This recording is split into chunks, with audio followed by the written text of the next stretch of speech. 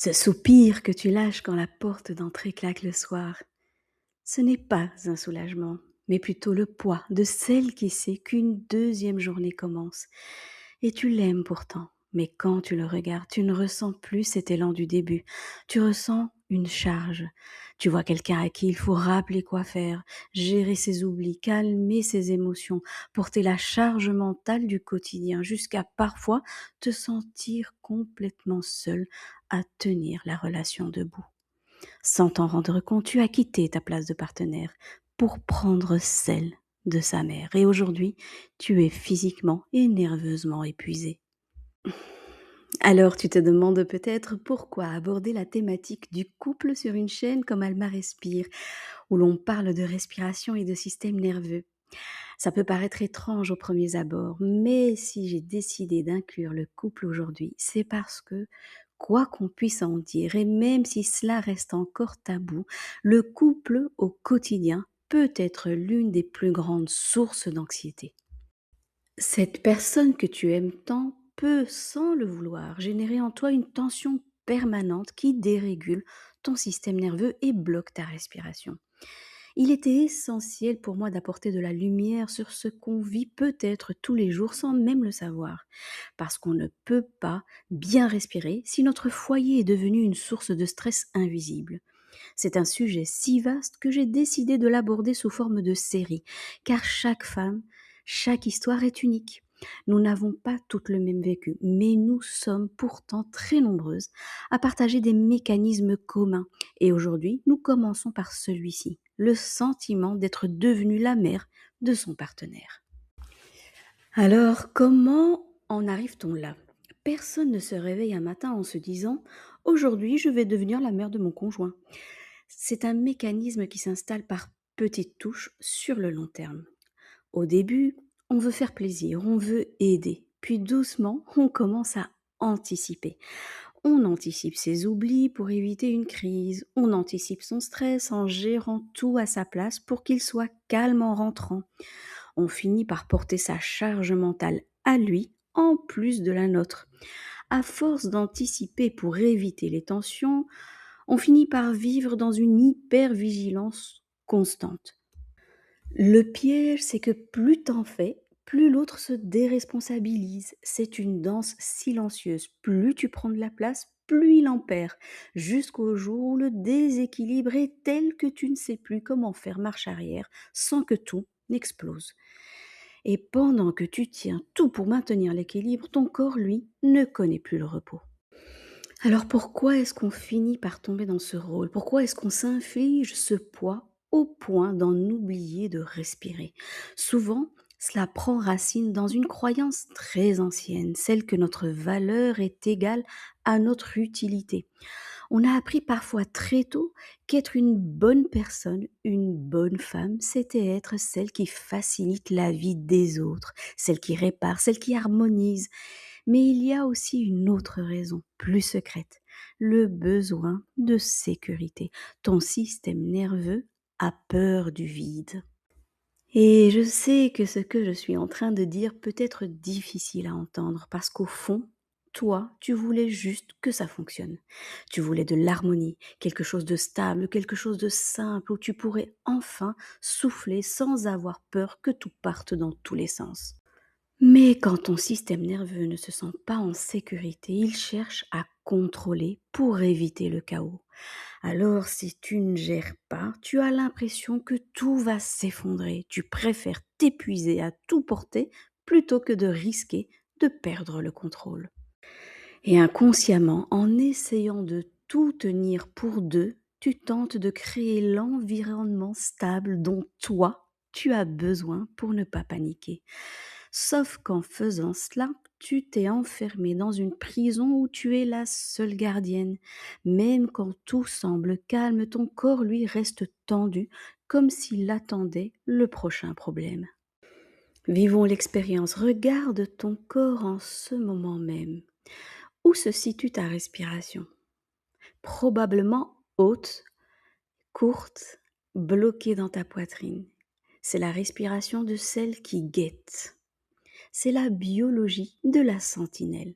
Quand tu es la mère de ton partenaire, ton système nerveux est en alerte permanente. Tu n'es jamais en mode repos et digestion, tu es en mode surveillance et correction. Tes épaules sont peut-être remontées, ton ventre est peut-être verrouillé. Mais pourquoi? Parce que ton corps sait que si tu relâches la pression, tu as peur que tout ce que tu maintiens à bout de bras commence à s'effondrer. Alors ton corps serre, il retient, il surveille. Ton apnée, c'est devenu ton bouclier. Mais ce bouclier est en train de t'étouffer.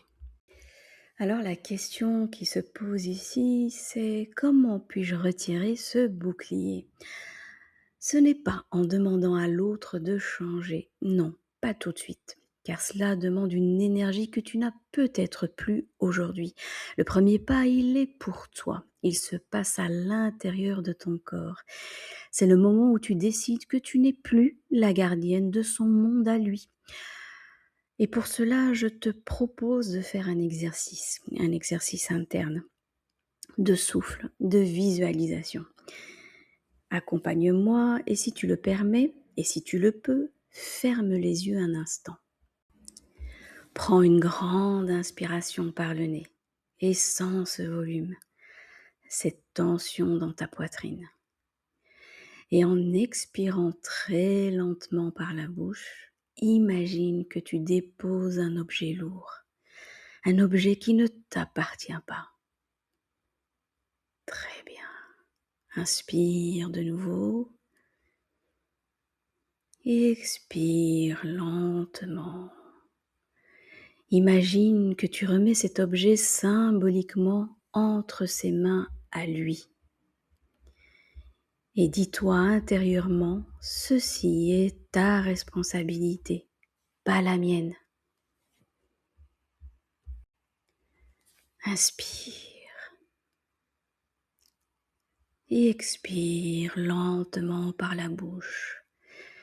N'essaie pas de le faire avec de la colère. Fais-le pour te rendre l'espace.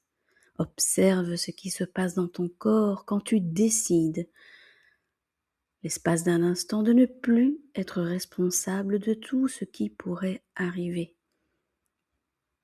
Qu'est-ce que tu ressens? Est-ce de la peur, de la panique? Est-ce que ça lâche? Autorise-toi à voir ce qui se passe si tu ne portes plus pour deux. C'est seulement dans ce vide-là que ton corps comprend enfin qu'il n'a plus besoin de rester en alerte et que ton diaphragme peut enfin recommencer à redescendre. Reste dans cet espace encore un instant. J'aimerais te poser une question d'une femme à une autre et je t'invite à y répondre avec la plus grande honnêteté. Peut-être après cette vidéo dans un carnet ou même ici en commentaire si tu te sens prête à le déposer. Qu'est-ce qui te fait le plus peur là tout de suite si tu arrêtes de porter son monde à lui? Est-ce la peur qu'il oublie? La peur qu'il se mette en colère ou la peur de réaliser qu'il ne fera pas les choses comme toi tu les aurais faites? Regarde cette peur sans la juger. C'est elle qui maintient ton système nerveux en alerte. Alors cette semaine, je te propose un défi très simple. Choisis une seule chose que tu as l'habitude de surveiller, de rappeler ou de ranger à sa place. Une seule. Ça peut être un papier qui traîne, une machine à lancer ou un rendez-vous à lui rappeler. Et cette fois-ci, ne fais rien. Laisse l'objet là où il est. Ne dis rien. Et à la seconde même où tu vas sentir l'impulsion de sauter sur ton téléphone pour lui envoyer ce fameux message de rappel ou de ramasser l'objet parce que ça t'angoisse, arrête-toi et va simplement t'asseoir 2 minutes sur le canapé. Pose tes 2 pieds à plat sur le sol pour sentir le poids de ton corps et fais 3 expirations lentes. On inspire et on expire lentement, 3 fois. Regarde cet objet qui traîne ou ce message non envoyé et constate physiquement que là, tout de suite, tu es assise et que tu es en sécurité. Entraîne ton corps à voir que la Terre continue de tourner, même quand tu arrêtes de gérer pour deux. Tu n'es pas né pour être un filet de sécurité permanent. Tu es né pour être une femme libre, capable d'aimer sans te perdre toi-même. Je sais que ce premier pas peut faire peur parce qu'au fond, on a peur que si l'on arrête de porter la relation, tout s'effondre.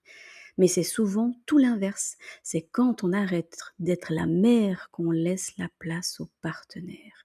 C'est un cheminement qui demande de la patience et beaucoup de douceur envers soi-même.